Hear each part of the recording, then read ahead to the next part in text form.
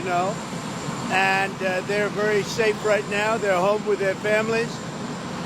And we appreciate the hard work of a lot of people, including Rick Grinnell. We appreciate the cooperation from Venezuela. And we have some very happy people right now.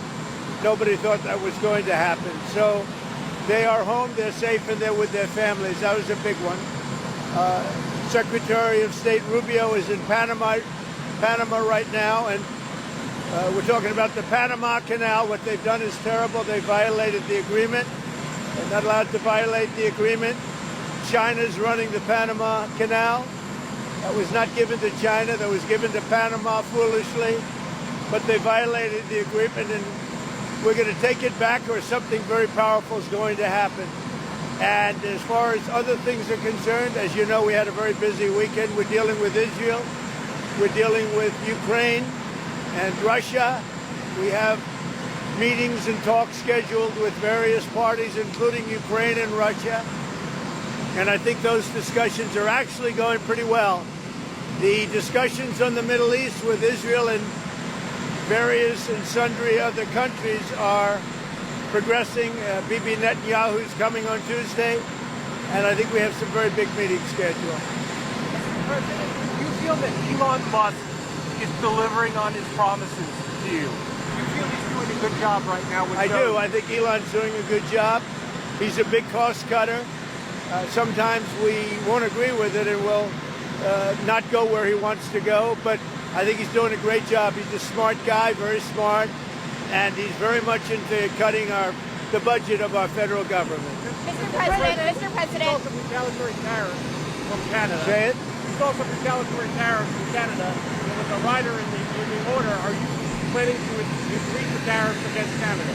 Well, it could happen. If they do anything, we will. Canada's been very abusive of the United States for many years.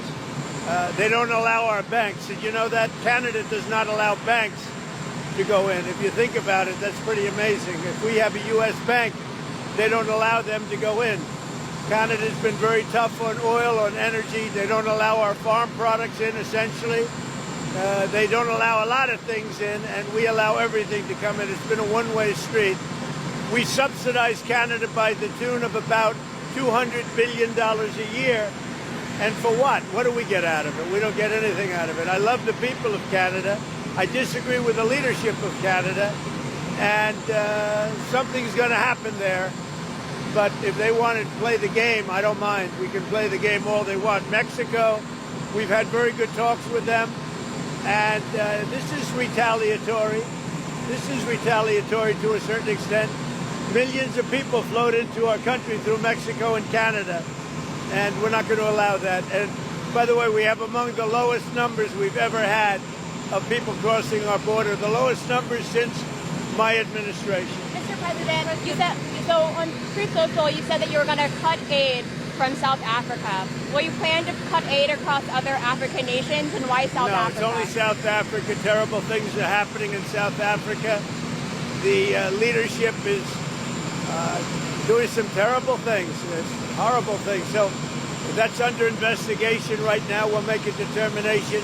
And until such time as we find out what South Africa is doing, they're taking away land, they're confiscating land, and actually they're doing things that are perhaps far worse than that. And on the Fed Chair Jerome Powell, he held rates. What's your reaction to him not changing the rates? What did you say?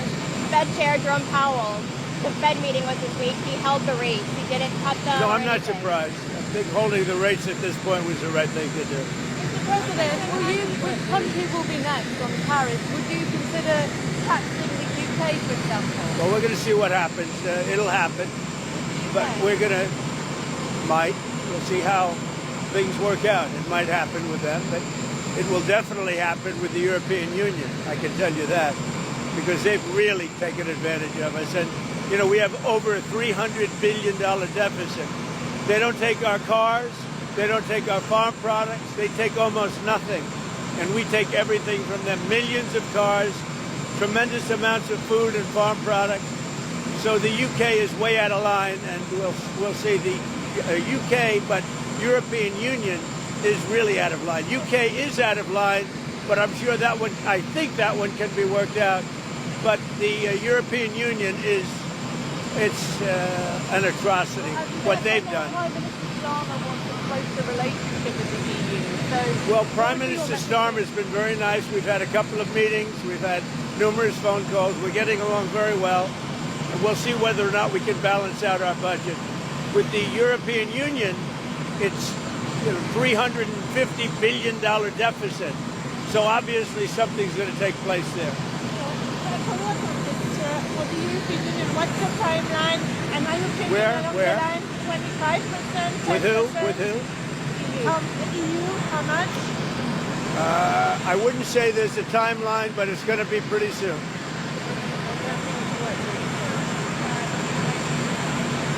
No, I'm not concerned. We may have short-term some little pain, and people understand that.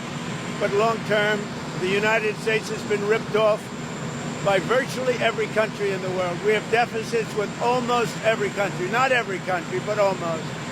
And we're going to change it. It's been unfair. That's why we owe $36 trillion. We have deficits with everybody. We help everybody. We've been helping everybody for years. And to be honest, I don't think they appreciate it. So we're going to change that. We're going to change it fast. We're going to make America great again. We have to focus on our country.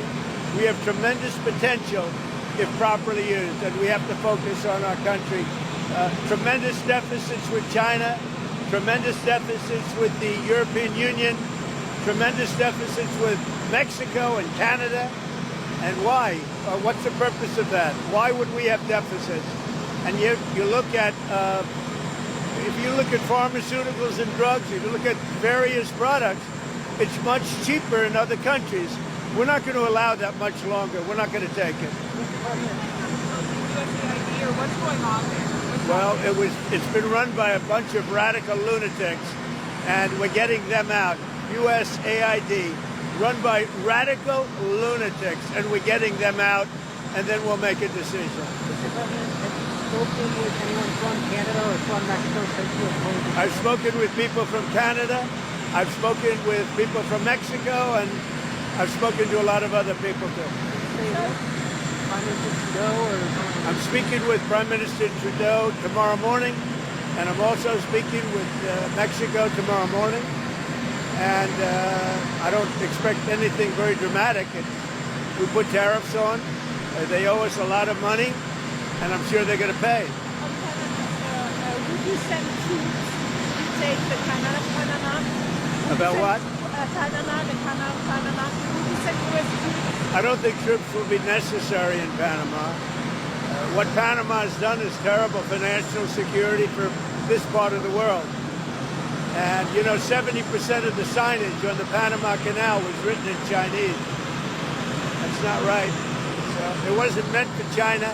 It should have never been made. The deal was a ridiculous deal. We lost 38,000 people building the Panama Canal, one of the great wonders of the world.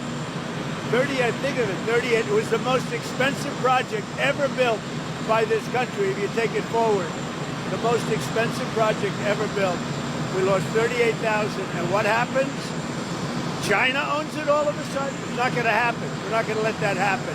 We have national security concerns, and they wouldn't let it happen either. Mr. President, what does Canada and Mexico need to do for you to lift the tariffs? What are specifically you want? That have to balance out their trade, number one. That we've got to stop people from pouring into our country, and we've stopped it. They haven't stopped it. We've stopped it. They have to stop people from pouring in, and we have to stop fentanyl, and that includes China. Fentanyl has killed this year at least 200,000 people. It's pouring in from China through Mexico and Canada, and they've got to stop it. And if they don't stop it, the tariffs are going to get worse, a lot worse. Mr. President, I'm going to the border.